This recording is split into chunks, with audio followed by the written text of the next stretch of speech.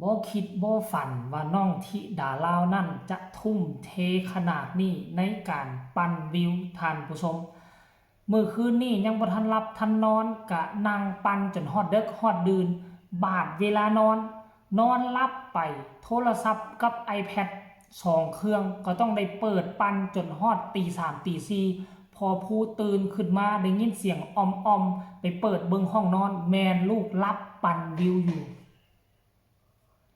สบายดี FC แฟนคลับทุกทานกันแล้วกันนะมาพบมาพ่อกันคลิปนี้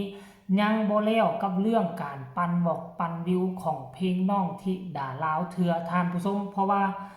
เฮาก็ฮู้เลยแหละเพลงนี้เป็นเพลงที่ทุกคนมุ่งมั่นตั้งใจเป็นเพลงที่ทุกคนคองคอยและเป็นเพลงหนึ่งที่น้องที่ด่าลาวสุ่มพละกำลังทุกสิ่งทุกอย่างเพื่อเพลงนี้โดยเฉพาะ ดนจึงจะได้ปล่อยเพลงหนึ่งกะให้น้องจัดให้มันสุดอกสุดใจเนาะที่ผ่านมาถามว่าที่ดาราเป็นแบบนี้บ่เคยเห็นที่ดาราทุ่มเทใส่เพลงใดขนาดนี้มาก่อนนี่เป็นเพลงแรกที่พวกเขาเห็นน้องที่ดาราที่อดตะรับคับตานอนแม้กระทั่งยามนอนก็ต้องได้เปิดฟังเปิดเบิ่งรับก็รับไปปล่อยมันห้องเพลงผู้เดียวไป ซึ่งมาคิดเห็นตอนสมัยค่อยไปเฮียนอยู่จีนไปเฮียนอยู่จีนภาษาจีนมันยาก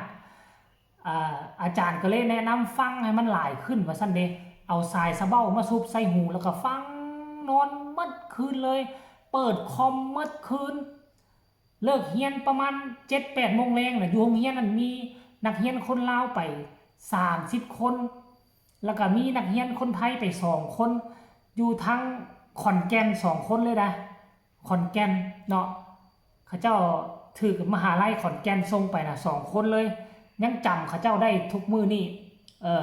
เขาเจ้าก็ไปอยู่น้ำซุมเฮาแหละเนาะโอ้ยเฮียนน่ะความยากเจออาจารย์ด่าเทื่อนึงเทื่อที่2มาบ่ได้ด่าค่อยจักบาทค่อยเปิดคอมพิวเตอร์แล้วก็ซุบสายสะเบ้านี่เข้าหู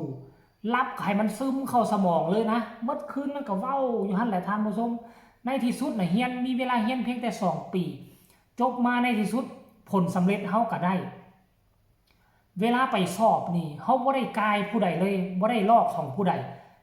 เอาผู้เดียวเลยคะแนนเต็มคือ300เฮาได้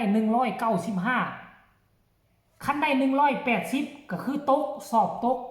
แต่คนที่เขาเจ้าเว้าบ่เป็นไดเว้าบ่เป็นออกมาเฮ็ดเวียกบ่ได้ภาษาจีนน่ะ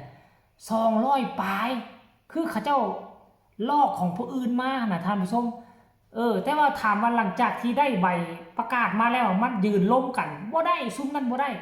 ซุ้มนั้นได้แต่กินข้าวกินน้ำอยากไปหั่นอยากไปนี่ถามราคาเท่าใดราคาแท็กซี่เท่านั้นจบแต่เฮานี่ออกมาเฮาสามารถไปเป็นไกด์น้ำเที่ยวได้พาคนจีนไปเที่ยวอธิบายได้ซึ่งมันมีความแตกต่างกันคือค่อยก็ใส่สูตรแบบที่ดาราเลยแหละที่ดาราเมื่อคืนนี่ก็นอนฟังเปิด iPad กับโทรศัพท์มือถือไว้เมื่อคืนเลยปล่อยให้มันปั่นวิวไปหั่นเลย ก็เลยคิดใส่ตนเองตอนนั้นนะโอ้ยท่านผู้ชมเนาะชีวิตของคนเฮากลัวจะประสบผลสำเร็จกลัวที่เฮาจะได้สิ่งใดสิ่งหนึ่งมามันบ่แม่นของง่ายผลสำเร็จมันบ่ได้มาง่ายๆก็เปรียบเสมือนกับเพลงน้องที่ดาลาวแหละความสำเร็จที่เฮาตั้งไว้คือ100,000วิว100,000วิวนี่นะบางคนว่าน้อยบางคนเพลงเขานี่เปิดมือเดียวทะลุล้านแต่สำหรับบ้านหลังน้อยๆฐาน FC แฟนคลับน้อยๆซ้ำนี่นะการที่ได้100,000วิวใน2 มือนี่มันก็คือว่าเรื่องใหญ่สำหรับของซุมเฮาได้ยากสำหรับ FC แฟนคลับเลยได้กลัวจะได้มาต้องใช้เวลา2 มือนอกจากพอแม่ FC แฟนคลับแล้วโตน้องทีดาลาวก็โอ้ยกลัวสิได้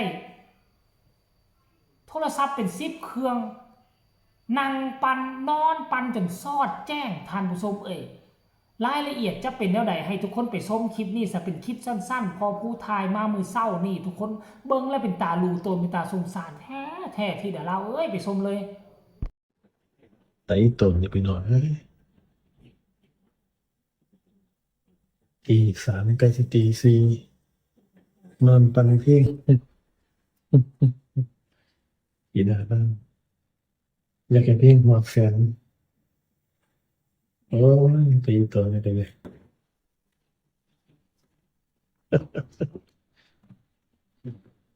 อืม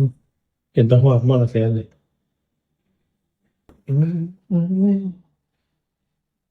ตีสามแกสิตีสี่แล้วแต่อีตัวนี่แหละทุกคนเห็นแล้วหรือยังเป็นคลิปสั้นๆพอผู้ทายลักทายมือเศร้านี่ตีสามตีสี่เพลงกันยังห้องเกี่ยวไปเวียนมาเพราะว่าลูกสาวที่ดาลาวปันเด็กโอ้โหเป็นตาสงสารอีหลีโอ้โหโอ้โหทุกคนกับผู้พากันสงสารได้บ่ผู้ช่วยพากันปันช่วยน้องที่ดาลาวได้บ่เนาะหลังจากพอผู้ส่งคลิปนี้ออกมาหน่อยนึงพอแม่ๆก็พากันเข้ามาแสดงความคิดความเห็นได้เห็นความตั้งใจของลูกสาวเห็นบ่ตีสาม41 นาทีพุ่นน่ะเมื่อคืนนี่น่ะ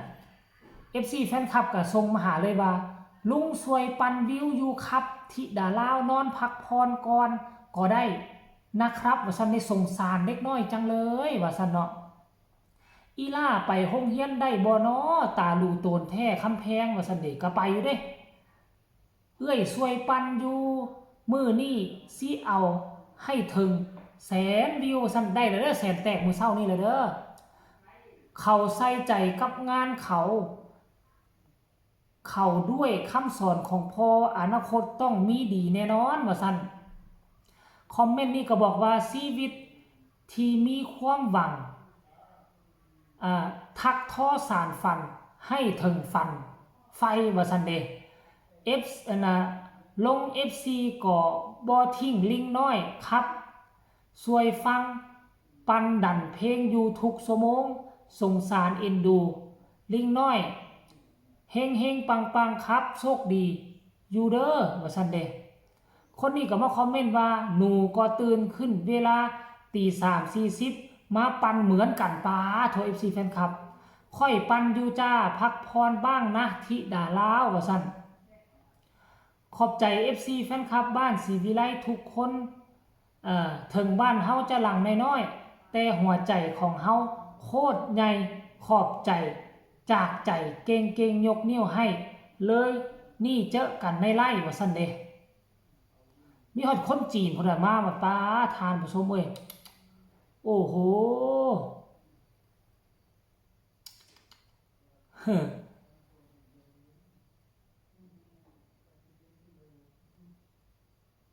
ยังช่วยปันอยู่นะว่าซั่นเด้เอ็นดูลูกสาวล่าว่าซั่นช่วยปันวิวอยู่ครับว่าซั่นเด้เยี่ยมเลยว่าซั่นขอโทษนะลิงน้อยไม่คิดว่า ลุงจะเป็นต้นเหตุให้หนูต้องอดตลับขับตานอนลุงโอนมาไลน์ให้แล้วเพื่อเป็นกำลังใจให้หนูสู้ๆป้าคุณลุงสมุทรปราการสงสารออกมาขอโทษท่านผู้ชมเนาะเอ้าก็ฝากฟังเอาไว้ซ้ำนี้ก็แล้วกันเด้อทุกคนไผเห็นแล้วอยากส่งกำลังใจให้น้องที่ดาลาวก็ส่งมาได้ทางใต้คอมเมนต์ฝากกดไลค์กดแชร์คนละ1 ไลค์ 1 แชร์ก็เพียงพอแล้วสำหรับคลิปนี้สบายดี